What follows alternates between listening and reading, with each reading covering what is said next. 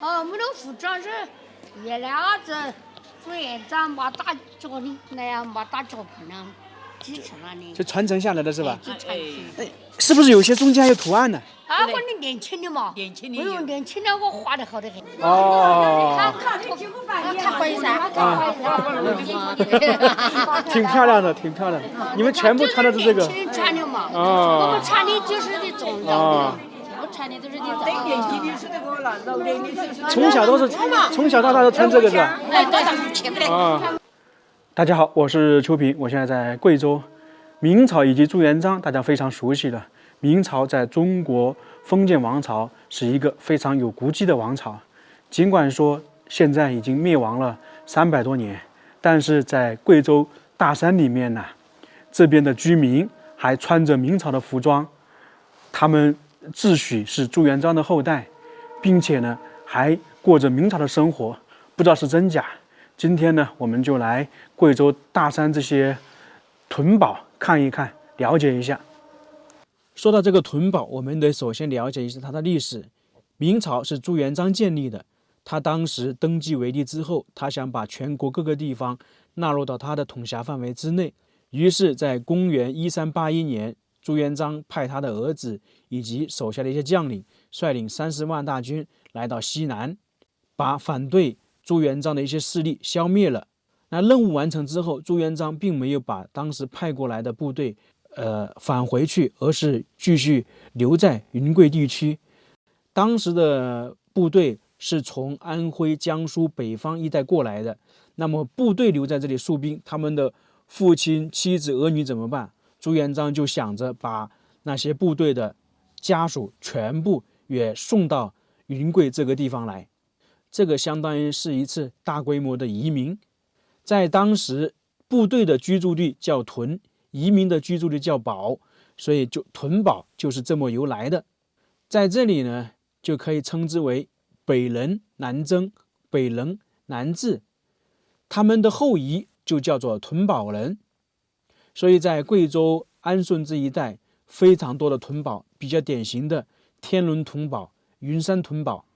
600多年过去了，屯堡民居的建筑、服饰以及娱乐方式，基本上都沿袭着明代的文化习俗。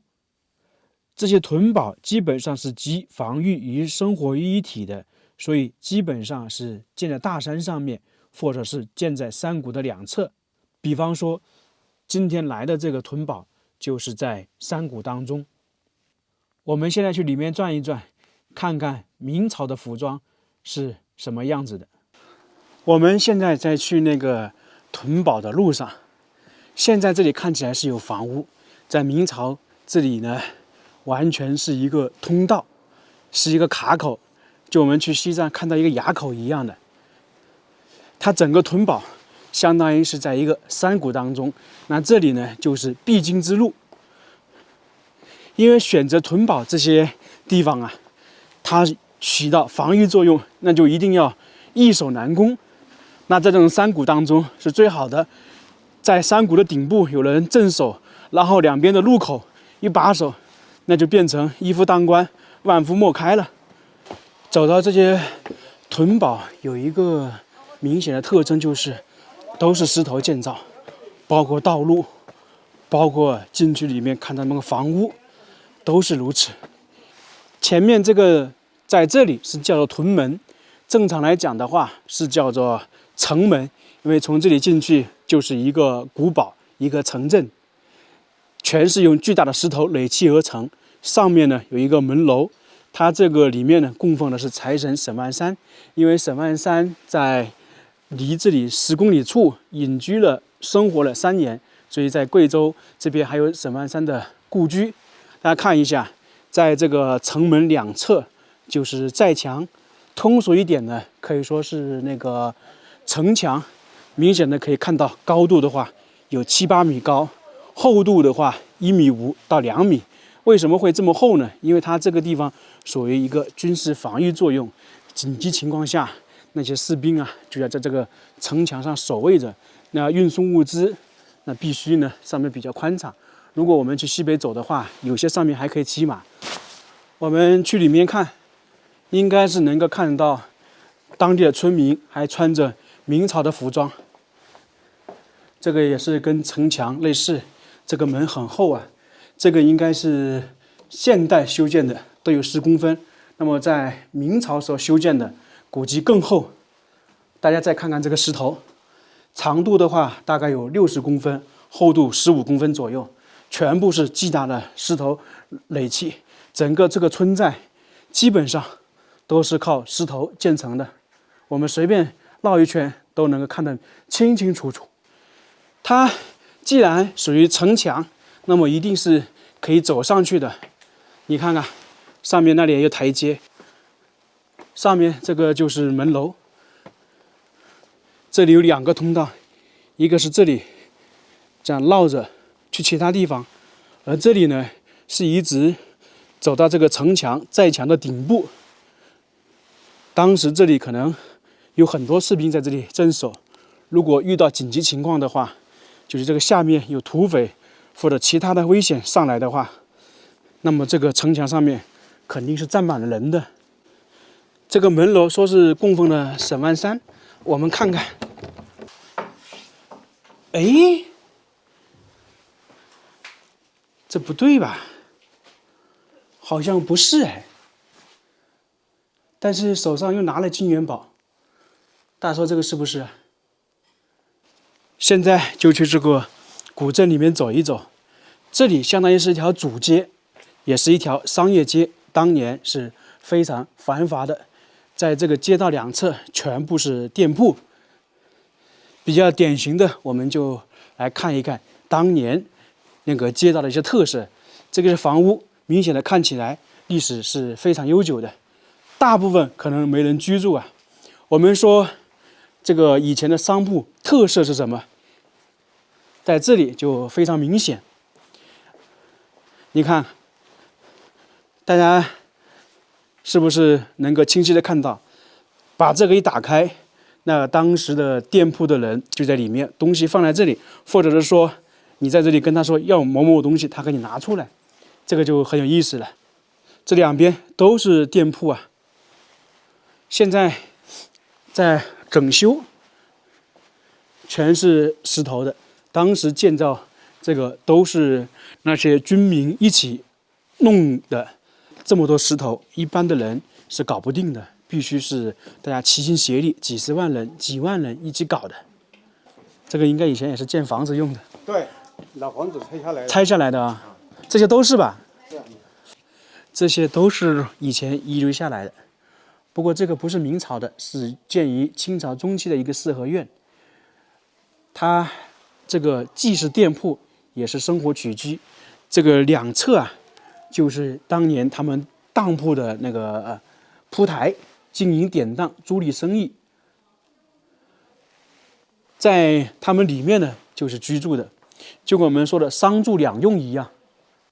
这里为什么会有这么多的商铺？因为这个地方在明朝的时候属于军屯，而到了清朝的时候就变成了商屯，性质不一样。因为明朝主要是当时士兵和家属居住的，而到了清朝，这个地方相当于是滇黔古道上面的一个重要驿站，每天来往的商贩非常多。那这里呢，商业发达，从而导致呢店铺非常多。这些建筑都是后面重新修缮的，开的一些小客栈或者工艺品吧。我们看到这一栋房屋比较特殊，这个是典型的徽派建筑。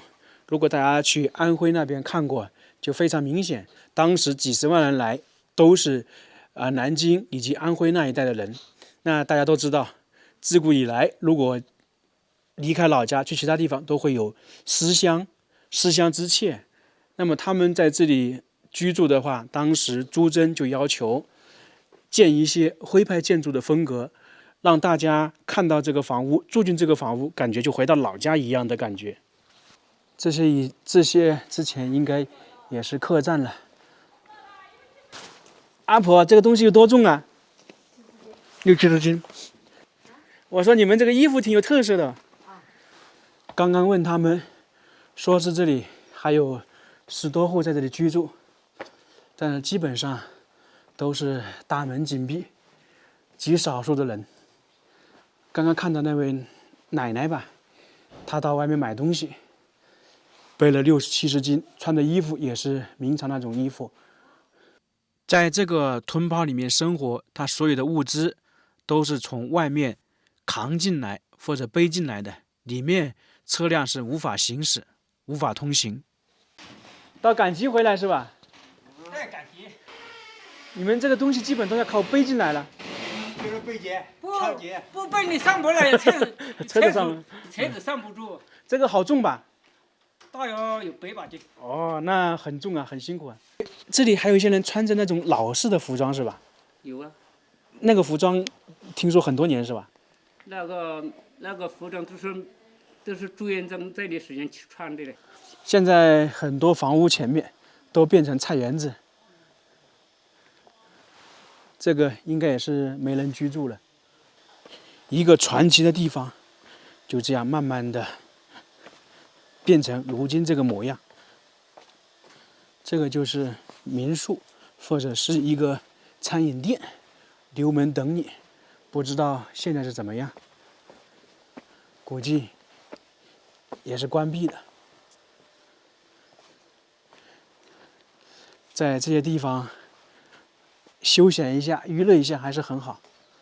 我问了一下刚才那位大叔，他说这个地方最多的时候有1000多户，5-6千人，算是一个保存比较完整的古村落。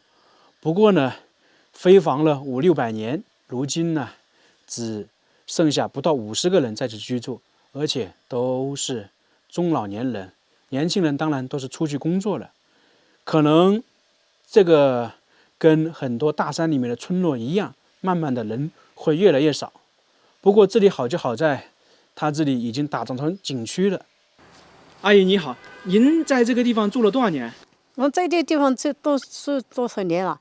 住了60多年了。是本地人？哎，本地人。你们这个服装挺有特色的，你们是汉族还是少数民族啊？我们是汉族。那这个衣服我听说是从明朝就传下来。哎，对对对。那你们算是朱元璋的后代吗？还是说他旁边的人的后代？我们就是他们传下来的后代。啊，这个衣服有很多年了。有几百年了。就明朝差不多有600年。啊，衣服，然后这个是属于一个裙子是吧？哎，那穿来配的个这种。哦，这位阿姨是在这里工作，所以简单的找她聊了一下。她跟我们说，这个衣服她从小到大都是穿这样的，然后他们的生活方式也基本上延续着明朝的风格。不过她说的有一点呢，我觉得可能会心酸，就是说现在年轻人基本上不会穿这样的衣服。在贵州安顺这里穿明朝服装的不单单是一块，可能这周边都是如此。在这里碰到2位奶奶，她带我去这个里面看，她说有非常多的人在这里聊天，就明显穿的都是这种服装，走进去看看。这种传统的衣服是不是非常漂亮？大家有没有见过？他们衣服上有些有花纹，有些没有。像这位年纪大的奶奶就说，年纪比较大的，他们衣服上就没有花纹，稍微年轻一点的就有花纹。这里呢就区分的比较明显了。他们衣服、裙子、帽子都是一起搭配的，不会单独的穿。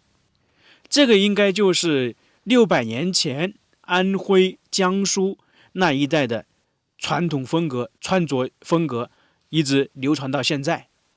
从小都是穿的嘛。从小穿的大，那也就是说你们是朱元璋那个时候的后代。哎，对了，生活习惯有没有变呢？还是那个时候的习惯不是没得变。也是那种。看完这些场景，大家有没有羡慕？